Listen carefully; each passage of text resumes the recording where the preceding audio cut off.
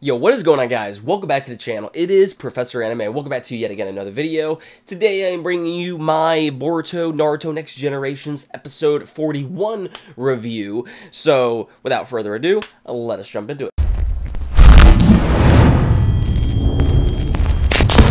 So yeah, all I gotta say when it comes down to episode 41 of Boruto, I actually really enjoyed it. I thought it was actually a very, very entertaining episode that we have had this week, from beginning to end. Honestly, it didn't disappoint. I had a lot of fun with this episode of Boruto. I know there's probably going to be mixed opinions as, you know, what you guys thought about this episode of Boruto, just like how, you know, everyone's going to have a mixed opinion on, you know, every episode of any anime for that matter. But personally for me, when it came down to this episode of Boruto, I found it to be very, very entertaining. Now, this is just my personal opinion, but when it comes down to this episode of Boruto, while it was very, very entertaining, in my personal opinion, I still think they could have done a lot more with this episode, or at least have dragged on, you know, this little mini arc, so to speak, for a few more episodes regarding Boruto's first mission, to actually provide more substance to the storyline that we see in this little mini arc, so to speak, especially when it comes down to some of the villains.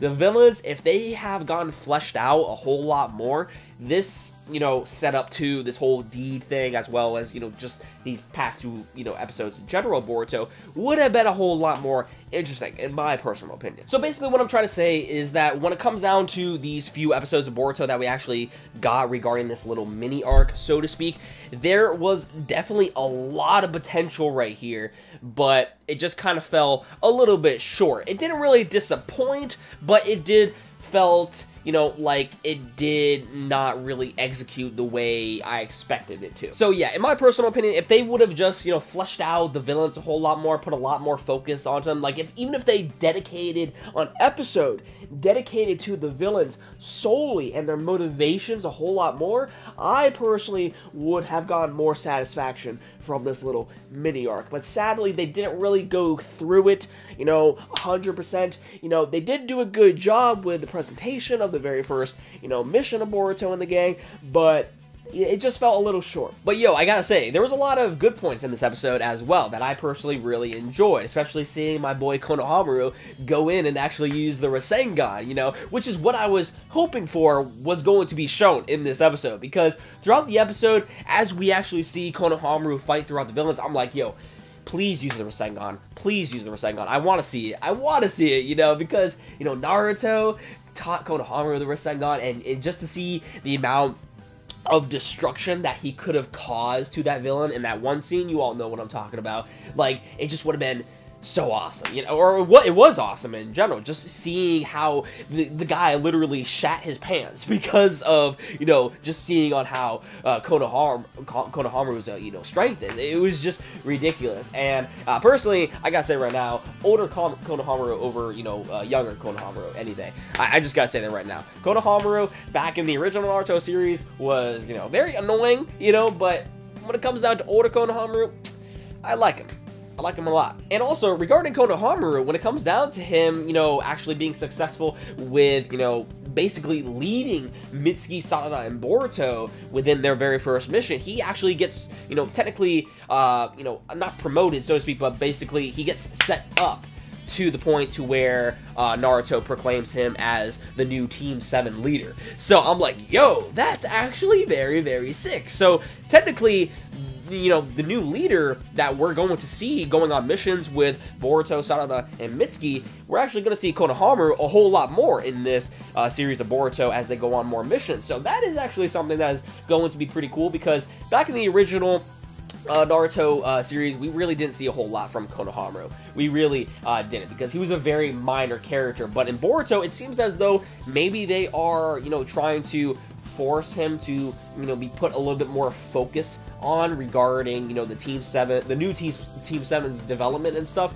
So I'm actually pretty excited for that. Another thing that I really enjoyed about this episode was just actually, you know, seeing how similar this little mini arc of Boruto was compared to, you know, the original Naruto series regarding the whole Zabuza Momochi arc.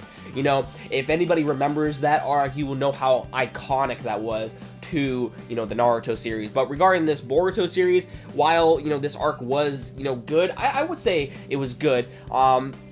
It definitely wasn't as, you know, impactful as that arc was, but you could definitely draw some similarities between the two arcs if you really think about it, especially on how, you know, this arc was set up in the first place regarding like the deed to the village, and you know, ways it was kind of connected on how the Zabuza Momoshi arc was connected with the whole deed to the bridge, you know, how they had to protect the bridge. In this case, they had to protect the village, you know, the deed itself, as well as how, you know, the conclusion to this arc came about. As we actually saw by the conclusion, we see that Team 7 actually makes a name for themselves, you know, within that village that they protected. Like the civilians within that village were so, you know, impressed and, you know, very appreciative of their work that they actually named a rest area called the Team 7 Hidden Leaf Rest Stop, or something along those lines. So you could definitely see some sort of like connections between, you know, the original Boruto series as well as the Naruto series, and I'm not just talking about like the characters, like little subtle details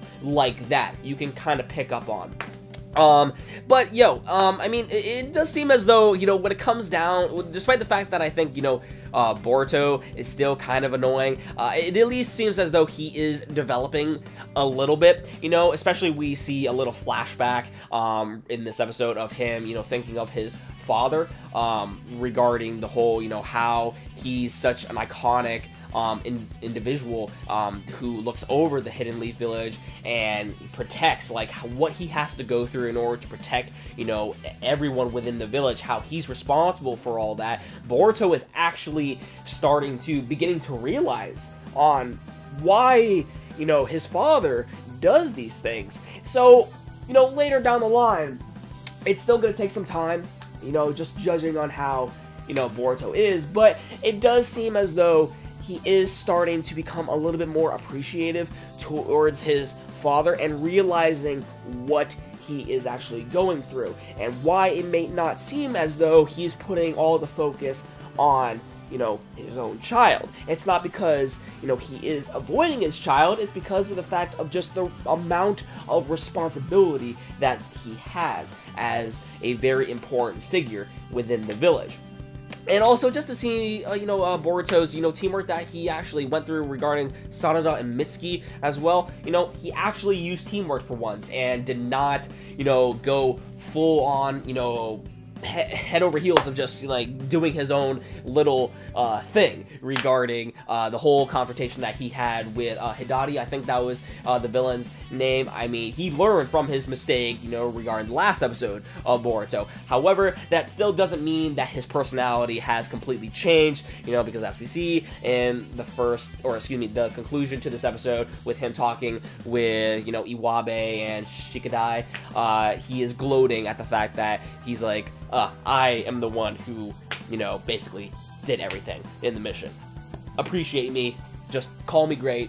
I'm amazing. You know, so, I mean, Boruto's still Boruto, but in some ways it does seem as though, like, he is actually starting to develop even by a little bit when it comes down to the realization of, you know, who he is as an individual, as well as who his father is, and how he can benefit the team, you know, by learning from his mistakes. So eventually, you know, we will see Boruto, you know, grow as an individual throughout the series, and that's probably, you know, just what this whole series is about. Just seeing the growth of Boruto and how, you know, he develops from here on out. But yeah, I mean, let me know your thoughts in the comments down below. What did you guys think about this episode? I thought it was actually a very entertaining episode. I personally really did think that. There could have been a lot more to the episode that the episode could have provided. As I said before, I think this, you know, little mini arc had a lot of potential, but just did not really hit the tip of the iceberg, so to speak, but it didn't disappoint. It was entertaining. I enjoyed it. Let me know your thoughts in the comments down below, what you thought about this episode of Boruto. Give this video a like if you enjoyed. Hit that red subscribe button down below. Follow me on Twitter. Link in the description down below. And with that said, thank you very much for watching. I'll catch you all in the next one.